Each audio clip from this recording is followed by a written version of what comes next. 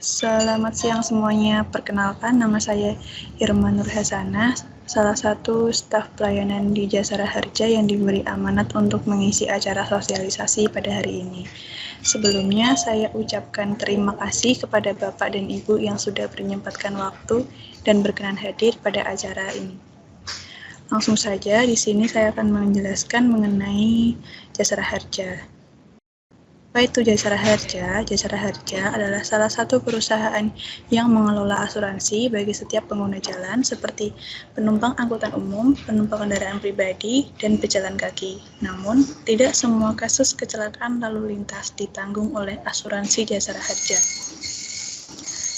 Nah, di sini korban yang berhak mendapatkan santunan dari PT Jasara Harja yang pertama, setiap penumpang dari alat angkutan umum yang mengalami kecelakaan diri yang diakibatkan oleh penggunaan alat angkutan umum selama penumpang yang bersangkutan berada dalam angkutan tersebut.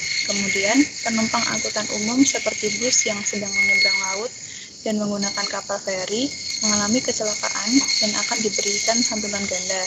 Kemudian yang ketiga, bagi korban yang jasadnya tidak ditemukan, penyelesaian santunan itu didasarkan kepada putusan pengadilan negeri. Yang keempat, korban yang berhak atas santunan adalah setiap orang yang berada di luar angkutan lalu lintas jalan yang menjadi korban akibat kecelakaan dari penggunaan alat angkutan lalu lintas jalan. Kemudian yang terakhir, setiap orang atau mereka yang berada di dalam suatu kendaraan bermotor dan ditabrak, di mana pengemudi kendaraan bermotor yang jadi penyebab kecelakaan, termasuk dalam hal ini para penumpang kendaraan bermotor dan sepeda motor pribadi. Kemudian untuk korban kecelakaan yang tidak mendapat santunan dari Jasara Harja, yang pertama adalah pengendara yang menyebabkan terjadinya kecelakaan 2 orang atau lebih kendaraan bermotor, kemudian korban kecelakaan bagi pengendara atau pejalan kaki yang menerobos palang pintu kereta api, kemudian korban kecelakaan yang disengaja seperti bunuh diri atau percobaan bunuh diri serta korban kecelakaan yang terbukti mabuk, kemudian korban kecelakaan yang terbukti sedang melakukan kejahatan, dan yang terakhir korban kecelakaan akibat bencana alam, perlombaan kecepatan seperti balap mobil dan motor. Nah, agar korban kecelakaan bisa mendapatkan biaya santunan, maka harus mengajukan klaim dengan memenuhi persyaratan administrasi. Nah, persyaratan tersebut yang pertama itu membuat surat keterangan kecelakaan dari unit laka lantas Polres setempat atau instansi serupa yang memiliki wewenang. Kemudian membuat kematian, sakit, dan membawa identitas pribadi korban. Kemudian menunjukkan dan mengisi formulir.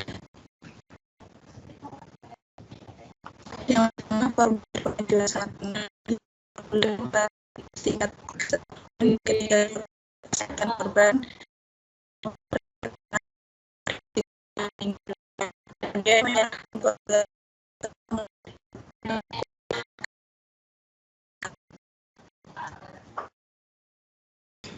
selanjutnya, untuk korban luka-luka yang mendapatkan perawatan itu harus memiliki persyaratan. Yang pertama, laporan polisi dengan sketsa tempat kejadian perkara atau laporan kecelakaan pihak berwenang lainnya. Kemudian yang kedua, ada kwitansi biaya perawatan, terus fotokopi KTP korban, surat kuasa dari korban kepada penerima santunan, itu bila dikuasakan, dan dilengkapi dengan fotokopi KTP korban penerima santunan. Kemudian yang kelima, itu fotokopi surat rujukan bila korban dipindah ke rumah sakit lain. Nah, untuk korban luka-luka yang mengalami cacat tetap, yang pertama itu persyaratannya mengumpulkan laporan polisi berikut sketsa TKP atau laporan kecelakaan pihak berwenang lainnya, kemudian keterangan cacat tetap dari dokter yang merawat korban, kemudian fotokopi KTP korban, kemudian foto diri yang menunjukkan kondisi cacat tetap. Untuk selanjutnya, untuk korban luka-luka yang kemudian meninggal dunia, yang pertama itu persyaratannya laporan polisi, yang kedua surat kematian dari rumah sakit atau surat kematian dari kelurahan jika korban tidak dibawa ke rumah sakit, kemudian fotokopi KTP korban dan ahli waris, juga fotokopi kartu keluarga, kemudian fotokopi surat nikah bagi korban yang telah menikah, fotokopi akta kelahiran, terus kwitansi asli dan sah, biaya perawatan dan kwitansi obat-obat, kemudian fotokopi surat rujukan bila korban dipindah ke rumah sakit lain. Kemudian untuk korban meninggal dunia di TKP itu persyaratannya yang pertama laporan polisi, berikut sketsa TKP atau laporan kecelakaan pihak berwenang lainnya, kemudian surat kematian dari rumah sakit atau surat kematian dari kelurahan jika korban tidak dibawa ke rumah sakit, kemudian fotokopi KTP korban dan ahli waris, fotokopi KK, fotokopi surat nikah bagi korban yang telah menikah, dan fotokopi akta kelahiran atau kenal lahir bagi korban yang belum menikah. Kemudian setelah persyaratan tersebut dikumpulkan ke petugas pelayanan jasara harja, yaitu menunggu proses pencairan. Nah, kemudian di sini ada besaran biaya santunan. Nah, untuk santunan meninggal dunia itu sebesar 50 juta, santunan cacat tetap itu sebesar 50 juta, santunan perawatan itu 20 juta, santunan penggantian biaya penguburan itu jika korban tidak memiliki ahli waris 4 juta, santunan untuk manfaat tambahan penggantian biaya P3K 1 juta, dan santunan untuk manfaat tambahan penggantian biaya ambulan itu 500.000. Di sini pasti Bapak dan Ibu bertanya-tanya, kok bisa Jasara Harja mendapat uang sebanyak itu? Dari mana ya untuk membayar klaim? Nah, uang yang kami bayarkan untuk membayar klaim itu berasal dari sumbangan wajib dana kecelakaan lalu lintas jalan atau SWDKLJ yang angkanya tertera di STNK dan dibayar setiap tahun oleh pemilik kendaraan yang merupakan skema pelindungan dari pemerintah untuk korban kecelakaan lalu lintas. Nah, besarnya SWDKLJ itu sudah ditentukan oleh Peraturan Menteri Keuangan Nomor 36 Tahun 2008. Contohnya, sepeda motor 500 sampai 250 cc itu dikenakan 32.000, kemudian sepeda motor di atas 250 cc itu dikenakan 80.000, dan untuk mobil penumpang itu dikenakan 140.000.